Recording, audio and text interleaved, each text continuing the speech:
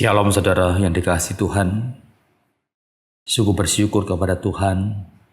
Hari ini kita masih diberi kesempatan untuk kembali belajar akan firman-Nya. Bacaan kita hari ini dari Kejadian 37 sampai dengan 38.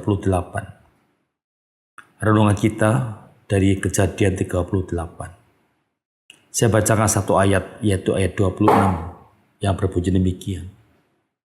Yehuda mengenali barang-barang itu, lalu berkata, perempuan itu lebih benar daripada aku.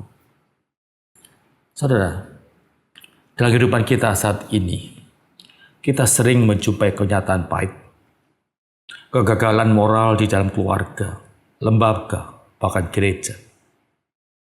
Ada perselingkuhan, penyalahgunaan wewenang, dosa yang diwariskan turun-temurun dan ditutup rapat-rapat.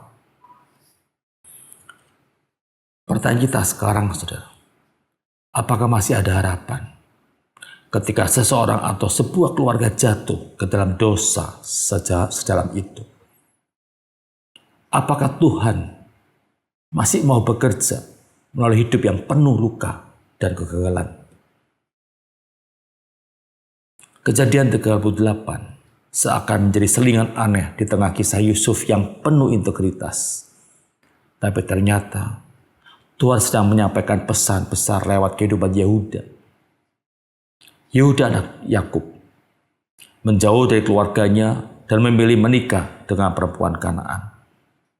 Dari keputusan itu lahirlah serangkaian tragedi.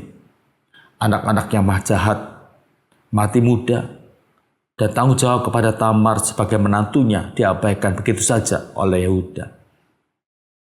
Kemudian, dalam peristiwa yang mengejutkan dan memalukan, Yehuda tanpa sadar tidur dengan Tamar yang menyamar sebagai perempuan Sunda pada waktu itu.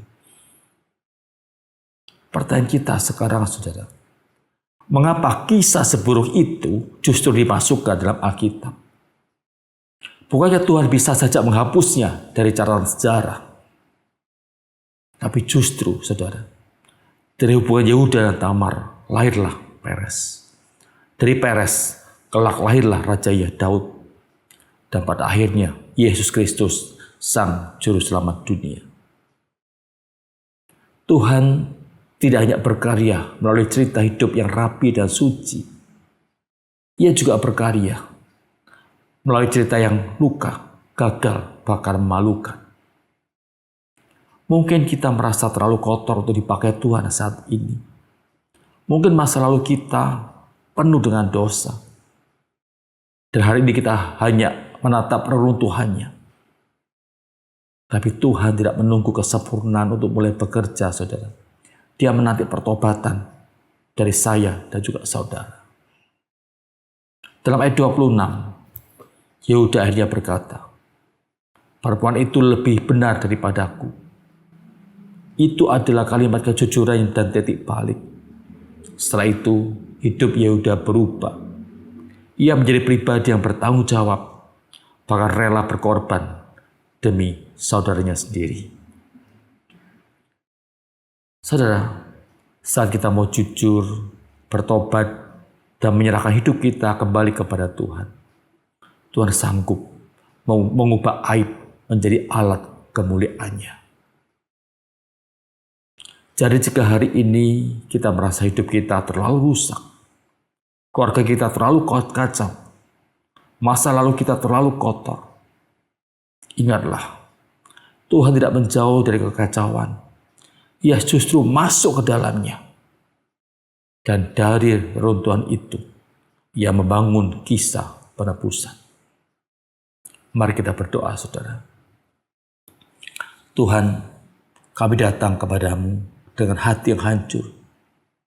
Ada kesalahan, ada kegagalan, dan ada luka yang kami simpan.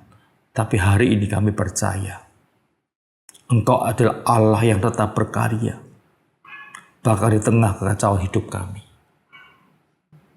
Ajari kami untuk rendah hati, untuk bertobat dengan sungguh-sungguh, dan untuk percaya bahwa Engkau masih sanggup memakai kami untuk rencana-Mu yang besar. Dalam nama Tuhan Yesus, kami berdoa. Amin. Tuhan memberkati saudara sekalian.